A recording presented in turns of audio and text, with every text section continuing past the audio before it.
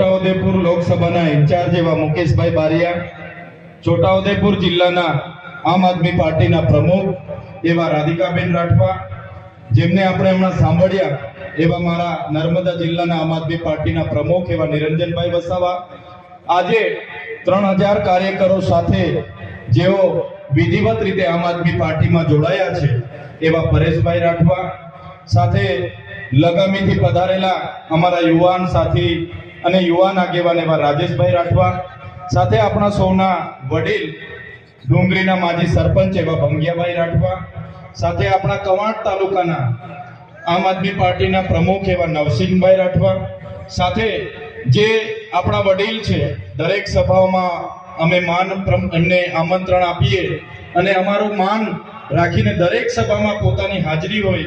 એવા સરપંચ શ્રી નેમસિંહભાઈ, એમના પુત્ર અને આખા ડુંગરી પંચાયતના સરપંચ એવા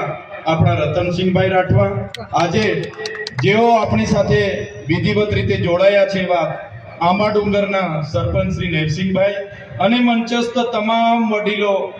તમામ આગેવાનો, મારી સામે બેઠેલા મારા પિતા તુલ્ય વડીલો, માતા તુલ્ય મારી માતાઓ,